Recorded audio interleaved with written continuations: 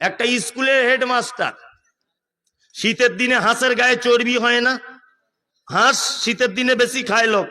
তা মাস্টার ওর বহুকে বলছে এক কাজ করো না, একটা বাজার থেকে হাঁস কিনে আনি, জুত করে রান্না করো, আজকে খাবো। তা মাস্টারের স্ত্রী বলছে ঠিক আছে কিনে আনো। তা মাস্টার 400 টাকা দিয়ে একটা হাঁস কিনে নিয়ে এসেছে। তা মাস্টার ওর স্ত্রীকে বলছে আজকে জুম্মার দিন, নামাজ পড়ে এসে আমি ভাত খাবো, তুমি হাঁসের মাংস সব খেয়ে নাও, আমার আপত্তি নেই, রান দুটো আমাকে দিবে।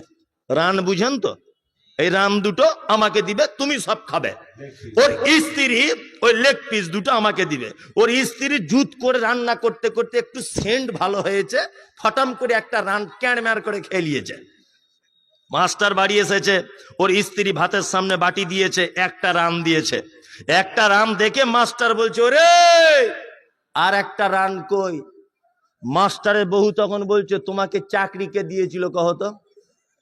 কেন চাকরি আমাকে সরকার দিয়েছে। বলছে তোমার মাথাতে মগজ আছে না গোবর? তো কেন তুই এরকম কথা বলছিস? তোর স্ত্রী বলছে তুমি দুটো রান যে চাইছো, হাঁসের ঠ্যাং কটা যে তুমি দুটো রান চাইছো? হাঁসের তো একটাই ঠ্যাং।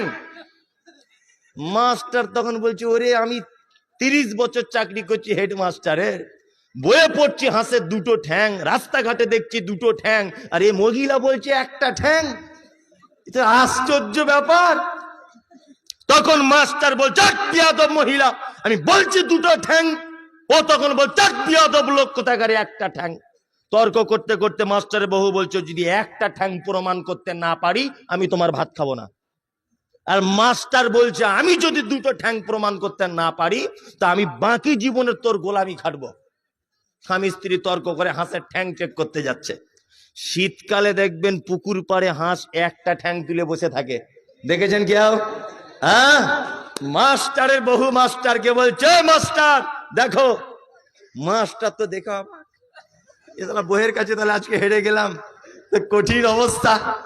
মাস্টারের মন খুব খারাপ, যে তাহলে করব কি, খুব বিপদ।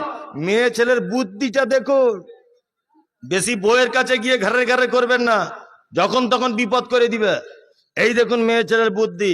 মাস্টার অপমান হয়ে চলে যাবার সময় ওর বউকে বলছে দাঁড়া একটা কাজ করি, বলে একটা ছোট্ট ইটের টুকরো নিয়ে হাঁসের দিকে এরকম করে মেরেছে। হাঁস দুটো পা বার করে ছুটছে, ভালো করে বুঝবেন। তখন মাস্টার বলছে জাহান্নামী মেয়ে দেখ কটা ঠ্যাং দেখ। তখন মাস্টারের বউ তারপরেও বলছে, ওদের বুদ্ধি দেখুন, বলছে মাস্টার এতক্ষণ ঠ্যাং কটা ছিল? বলছে একটা। বলছে দুটো হলো কেন? বলছে ইট মেরেছি তাই। বলছে মাস্টার সত্যি করে বলো, বাজার থেকে যে হাঁসটা কিনেছিলে ইট মেরে কিনেছিলে? না, তা তো ইট মেরে কেনা হয়নি। বলছে তাহলে ওই মালটার একটা পা ছিল। কি বললাম বুঝলেন না? ও সাবধান, বউকে ভালোবাসুন, তবে এত ভালোবাসবেন না যে আপনার ভালোবাসাও বুঝতে পেরে সুযোগে সদ্ব্যবহার না করে। আল্লাহ বলেছেন ও আজওয়াজুকুম, পৃথিবীতে যত ভালোবাসার জিনিস আছে, 1 নম্বরে তোমার আব্বা মা তোমার ভালোবাসা, 2 নম্বরে তোমার ভালোবাসা তোমার ভাই, 3 নম্বরে ভালোবাসা তোমার স্ত্রী। এখানে একটা জিনিস খেয়াল করে রেখে দেন, আল্লাহ ভাইকে 3 নম্বরে এনেছেন না 2 নম্বরে? ভাইকে আল্লাহ 2 নম্বরে এনেছেন না 3 নম্বরে? 2 নম্বরে আল্লাহ ভাইকে নিয়ে এসেছেন। ভাইয়ের পরে কাকে নিয়ে এসেছেন? স্ত্রীকে নিয়ে এসেছেন। আজকে সমাজে যদি লক্ষ্য করে দেখেন, 100-র মধ্যে 95টা ভাই ভাই মিল নাই। কারো জন্যে নয়, বইয়ের কারণে মিল নাই, তাই না? বইয়ের কারণে মিল নাই। তার মানে আপনি আপনার বইয়ের কথা শুনে ভাইয়ের সঙ্গে সম্পর্ক কেটে দিতে পারবেন না। কারণ হলো এই, আল্লাহ 2 নম্বরে ভাইয়ের কথা বলেছেন আর তারপরে স্ত্রীর কথা বলেছেন। তার মানে মাঝখানে একটা গ্যাপ আছে। ভাই হলো তোমার মায়ের পেট থেকে জন্ম দেওয়া ভাই, তাই না? একই পেটে দুজনা ছিলে। আর স্ত্রী অন্যজনার বেটি, শুধু বিয়ে করেছে বলে তোমার স্ত্রী হয়েছে, তার মানে সে পরের বেটি। তোমার উপরে তার যতটা দরদ থাকবে, তার থেকে তোমার ভাই তোমার উপরে বেশি দরদি হবে। হবে কি হবে না? হবে।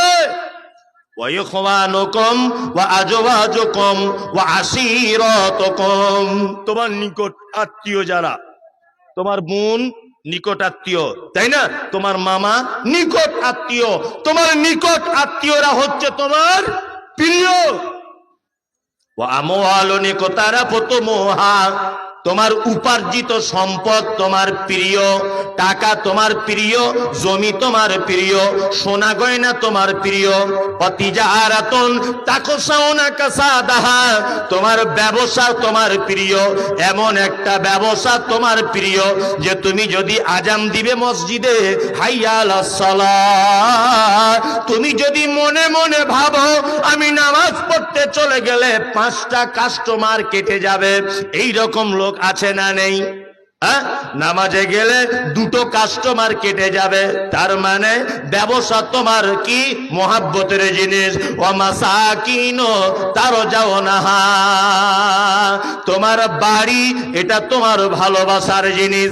একতলা বাড়ি করেছো, মার্বেল পাথর লাগিয়েছো, এসি লাগিয়েছো, বাড়িতে বাথরুমে গিজার লাগিয়েছো, সব কিছু কমপ্লিট করে দিয়েছো।